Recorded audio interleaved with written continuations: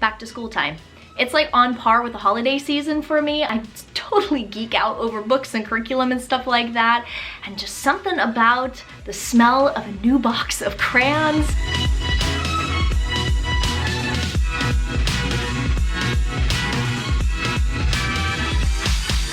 Well, hey everyone, it's Natalie. So glad you stopped by my channel for today's video. I'm so excited.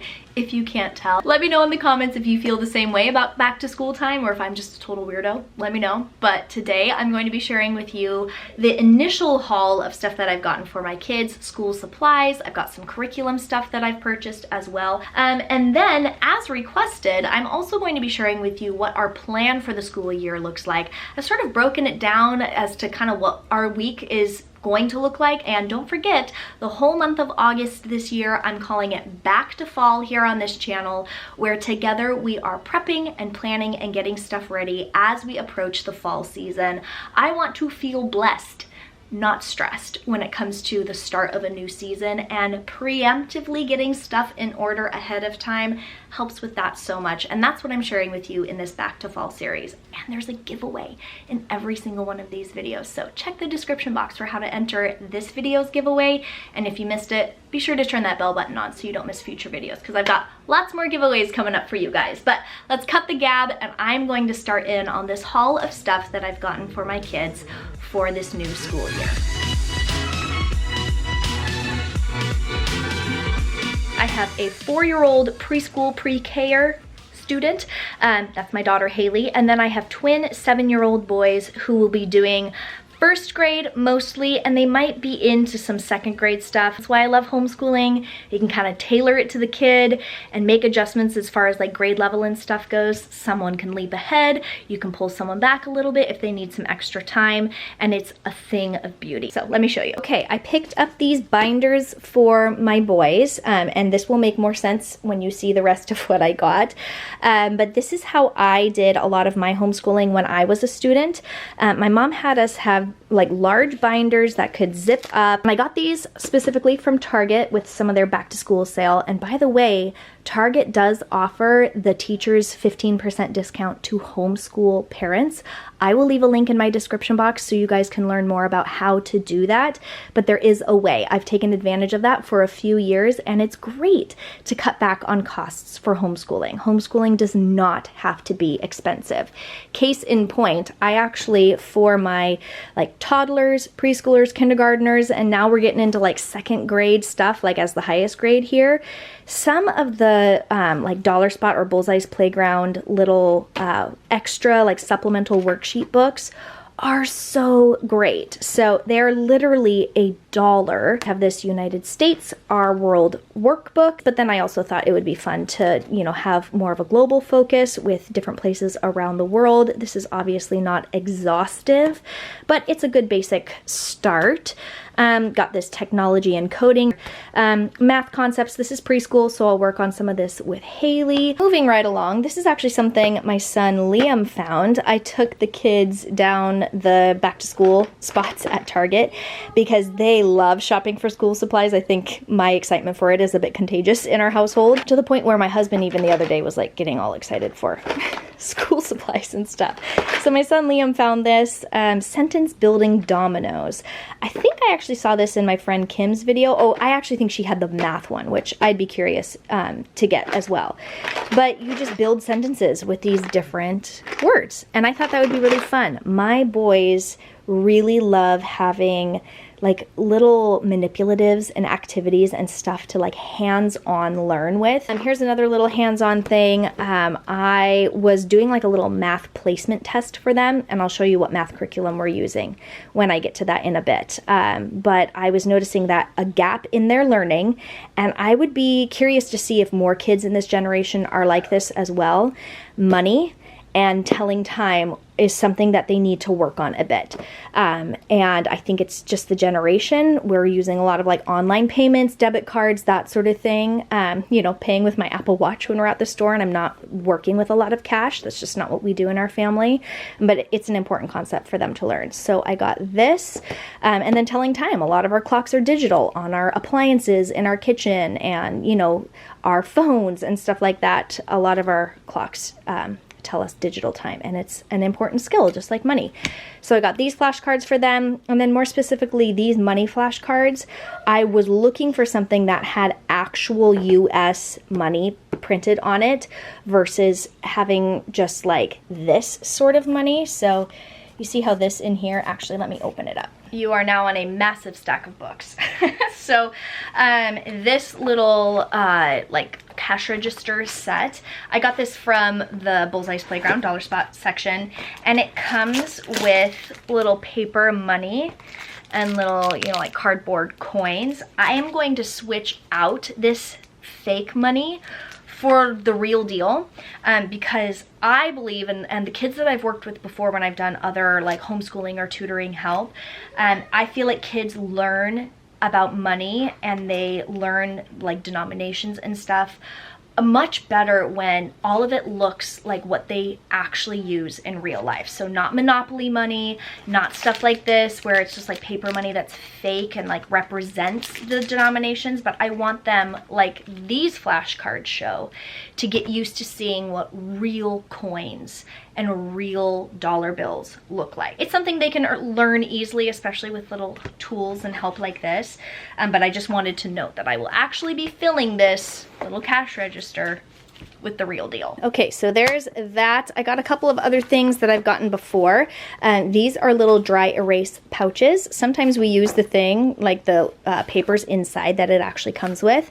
And other times, and I've talked about this before, I will print out something from teacherspayteachers.com. That is a great website and resource. And I'll slip them into here and they just use a dry erase marker, or I'll put a blank piece of paper in here and they will just be creative and go to town.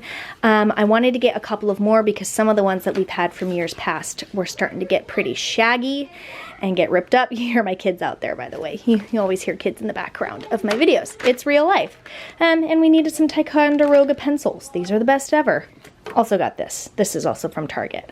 Presidents, they're just like little cards, facts. There's a game that you can play. There's like a travel game. So I got that. But that is everything from Target.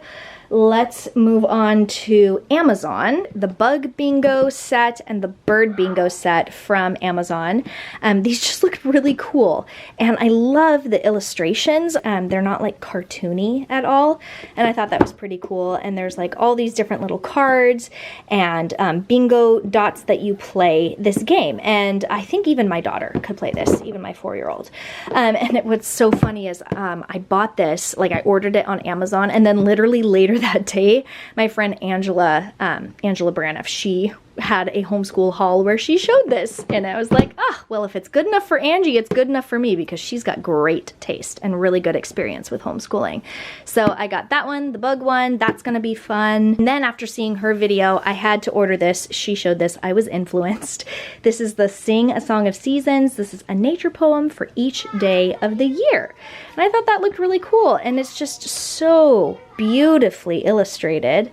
And I think that this could be either part of our morning routine or maybe even before bed at night. And then I ordered these off of Amazon. I just wanted to kind of freshen up our morning like devotional time and to have some like more Bible stuff. We're not going to do Bible as like a subject or have a Bible curriculum, at least not for the next couple of years probably.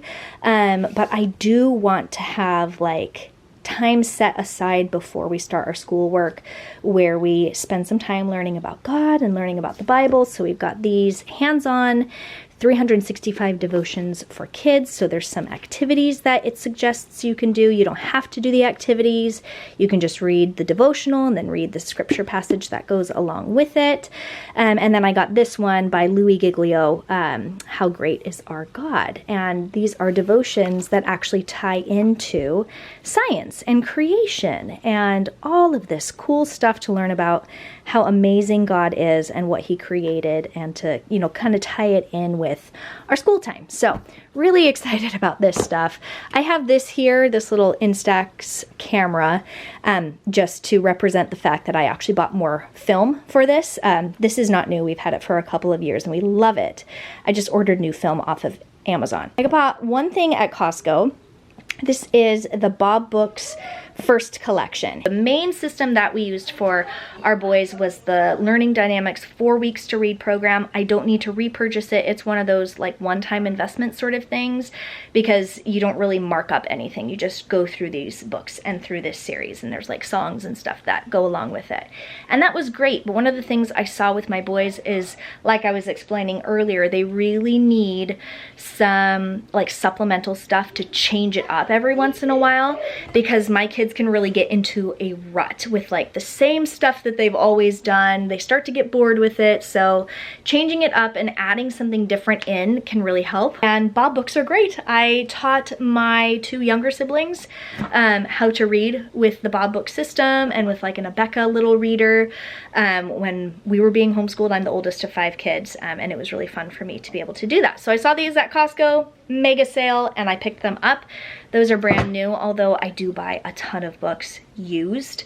I just wanted to pick those up at Costco when I saw them. I have a couple of things that I got from Etsy. So I wanted to change up the way we do our little felt like morning banner. We have like this green felt morning banner. It kind of got destroyed last year. I just got interrupted and I'm back after cleaning up broken glass on the floor. Literally the last thing I said was our green felt banner got destroyed as a child is destroying my wine glass. Where was I?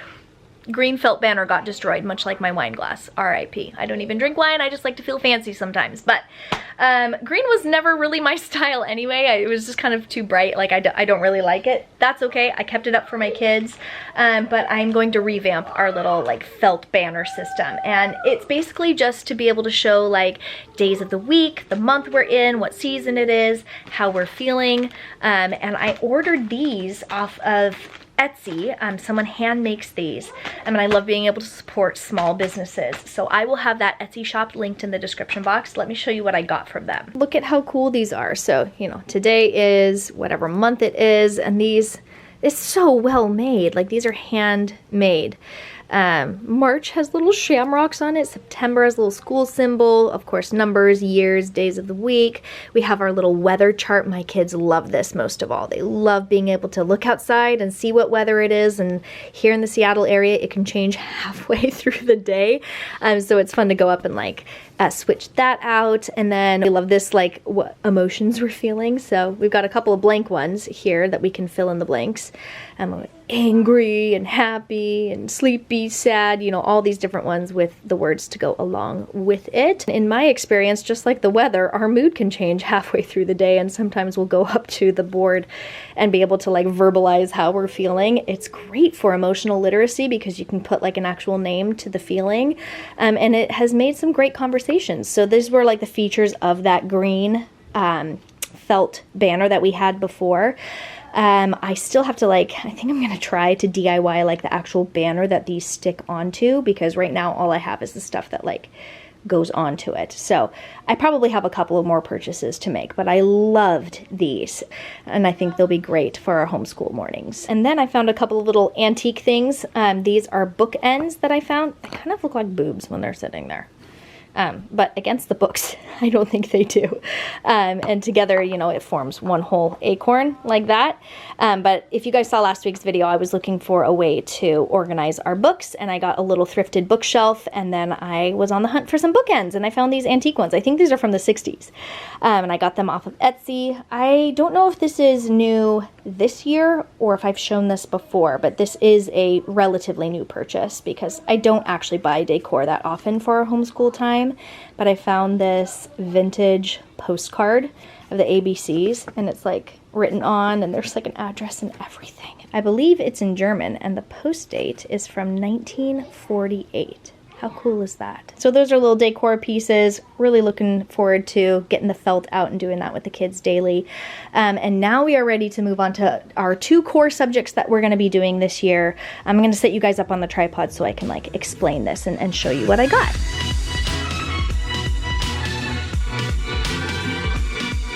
until this point, we've just done those like big workbooks from Highlights. Let's see, BrainQuest also does them. We've gotten some from there. You can get them in any Target or bookstore. Amazon sells them, and they're great.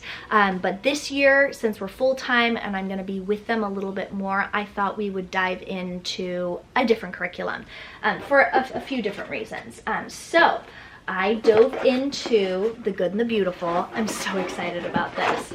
And I purchased a couple of things for them. This is here to represent the curriculum from The Good and the Beautiful that they're actually going to use. I accidentally ordered Math K when I actually meant to order the first level, like grade 1 of the Simply Good and Beautiful math program. I don't know what happened. I think I kind of blacked out when I was making some online purchases and just quickly ordered it. Grade 1 is on its way, but I needed to get this video filmed for you guys. I wasn't gonna wait. So it comes with this little set of manipulatives. Obviously the K level is going to be different, so I'm not gonna go into each and everything here because we're not actually gonna be using that this year. As I was previewing things and as I've seen other videos here on YouTube, just the curriculum itself, it truly is beautiful, just like, you know, the branding says. I love it so much. These illustrations and just everything is just full of color, and it's really interesting, and it's not just like your cheesy little cartoony sort of thing. I feel like my boys are a bit beyond that now, and this is going to hold their interest. We'll see. At the end of the year, I might do a little recap and share with you my final thoughts and like how it went for us. So that is what we are doing for math. Another thing that I got from The Good and the Beautiful here is just this handwriting course. This is level 2. I had them take their little placement test, and they were more in the 2nd grade level when it comes to this. So I got this for them, and as I'm looking at the pages, I can see that this will be really good for them. This is a, like I said, supplemental thing, so I only bought one because it's just there for them to have some practice here and there. I'm not going to really be keeping track or have it like part of our schedule of like what we will absolutely do every day. And this is more to just give them some extra practice and hone those handwriting skills a little bit. But as far as like our English curriculum goes, I ended up going with the ACE School of Tomorrow curriculum. This is actually the curriculum that I went through as a homeschooled kid. I went through it from grades, I think I did this 1st through 8th grade, and then I did like a private school / homeschool option when I went through high school. But their English curriculum, if you can select one thing from this brand of curriculum, I would absolutely say it's their English curriculum. It is so well put together, in my opinion, as far as the scope and sequence goes. It set me up so well. Me and a couple of other students who had gone through this in our homeschooling years, when we got to the high school and were in this like advanced placement honors English class where we were working at kind of like a college level basically, we were miles ahead of other students when it comes to understanding like diagramming sentences and all those really fundamental things that I thought like everyone knew, but apparently a lot of other curriculums are lacking in this area. The ACE curriculum is actually broken up into 12, actually for this grade I think it's 10 paces per year. They call their little packets paces, and it takes a week or 2 to get through them, and you just kind of scope out your year and see how long it takes your kid, you know, what pace that that's why they call them paces, what pace they're working at, and you kind of tailor your schedule in order to accommodate that. And there's a little test in between every pace or packet, and so you really get a good idea of where your kid is at and how well they're doing with the material.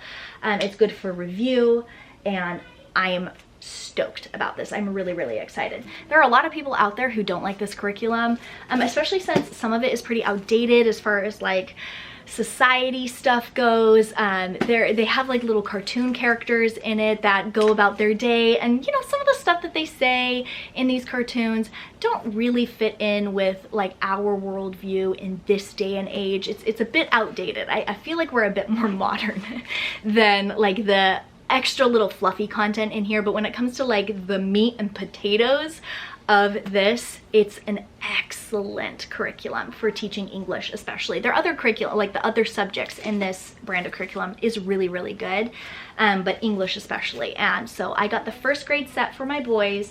And that's just kind of how it is, like, in my opinion, and I've talked about this before when it comes to what we select for our kids for the curriculum. We don't 100% agree with every single thing put into the books that we're giving our kids. I am a very eat the meat and spit out the bones sort of mom, sort of homeschooler. So on either end of the spectrum, whether it's like completely secular curriculum that I bought at the dollar spot at Target, to the more faith-based curriculums like ACE or The Good and the Beautiful. It's an LDS based curriculum, although they don't actually have like Mormon doctrine that comes into what they're teaching. They just kind of speak about God and faith in general terms. Whatever it is, I see it as an opportunity for me to have some really good conversations with my kids. So if it's something that we agree with, we can talk about why we agree with it. If it's something that we disagree with, or if it's an outdated concept, or if it doesn't really jive or like align with what we specifically believe, it's a great opportunity for us to explore that and to have really good conversations about how people around us believe different things, and that's okay. We can accept them, we can love them. We're not just gonna like shut ourselves in this bubble. I feel like it would be impossible to find a curriculum that we like 100% agree with. I remember growing up, you know, like going through the curriculum that my mom had for us, or reading a book that was in like our little book collection. We'd come across something that, and my mom would pause and say, hey, we need to talk about this. It was a really great way to diversify what we were learning and to actually solidify our own faith and our own personal convictions, and to be able to explore that. That is the attitude that I want to continue to have. She set a great example for me with that. That's what I plan to do with my kids. And we reserve the right as the teachers and as the adults to say, you know what, we're not going to be doing that curriculum anymore, or, you know, we can't, it just has too much negative, we're going to move on. So I got 2 sets of these English paces for my boys because they're each going to have their own. It's really important that that is individualized, as well as the math being a core subject is individualized. I've also got some like non-core subjects, so let me show you here. So I've written it out here, and this of course is subject to change, but we have our core and our loop subjects. So we're probably going to start with 3 days a week homeschooling and see if we can add a 4th as my boys get used to that sort of schedule.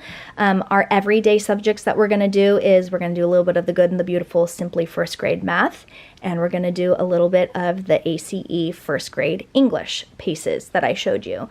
And then we will select 1 or 2 of these subjects to loop in at the end of those core subjects every day, that we just kind of keep on this rotation, so that we're not like focusing too heavily on like social studies and then like skipping science or arts, that sort of thing.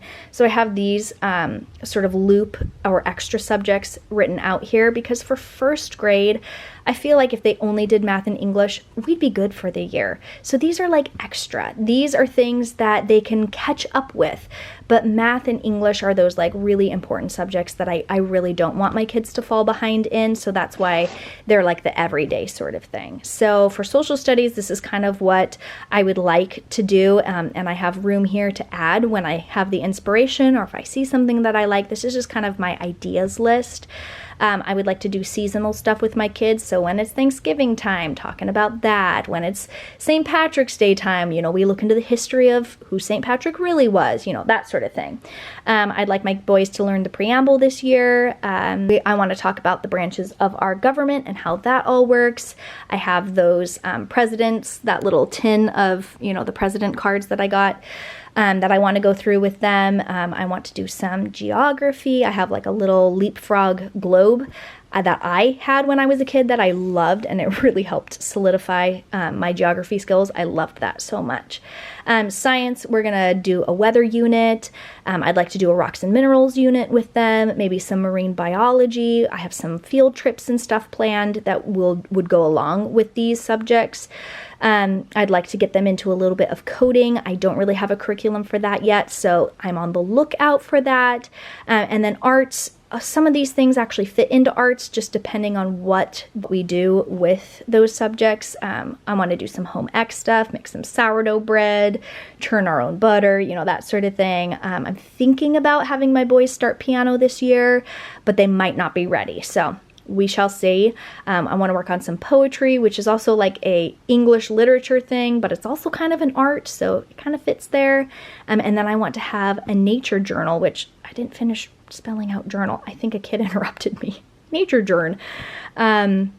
Where maybe a couple of times a month or once a week if the weather is good, we'll go out and, you know, collect sticks and leaves or look at birds, do some of our little, you know, bird bingo or whatever, and just kind of put together this nature journal. I don't have the journals yet for them. I'm looking into a system. I'm doing some Pinteresting.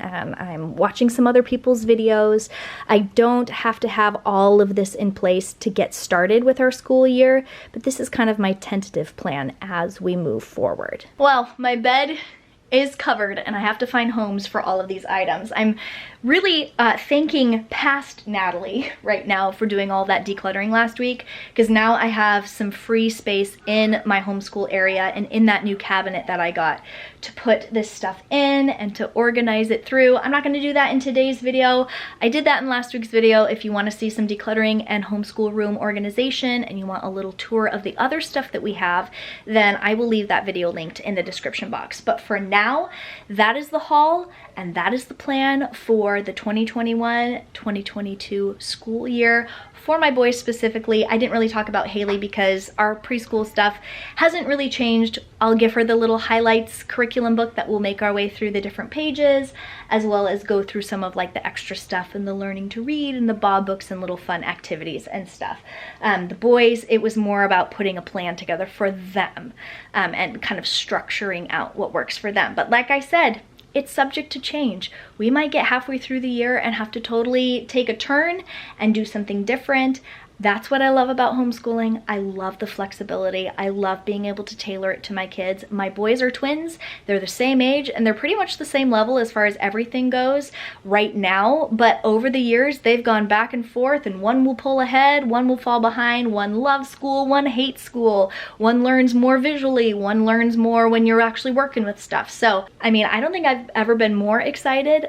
And I'm even like a little nervous about it, which is totally normal. It's totally normal to feel that way. So if you're feeling the nerves or the anxiety surrounding homeschooling your kids, then you are not alone. I am very experienced in this and I still get nervous at the beginning of the year. I'm taking the leap into some new stuff this year that I haven't visited for years and years. I definitely have a little bit of trepidation going on, but that's okay. We're all in this together, and when you want what's best for your kid and you're humble in the process, good things happen. So I'm very excited, even though I am a little bit nervous. We'll see how this school year goes. Thank you guys so much for coming along with me while I shared this haul and our homeschool plan for this year. Give the video a thumbs up if you enjoyed it. And if you are here during that giveaway window, be sure to check the description box for how to enter the back to fall giveaway for this video. I'd love to see you back here for more. I love sharing my life as a mom, as a homeschooler here on this channel. I love sharing about simple, intentional living and my journey toward a more minimalistic lifestyle. So if that's your thing, I'd love to have you on board. Thank you so much for spending a little part of your day here with me on my channel, and I'll catch you later.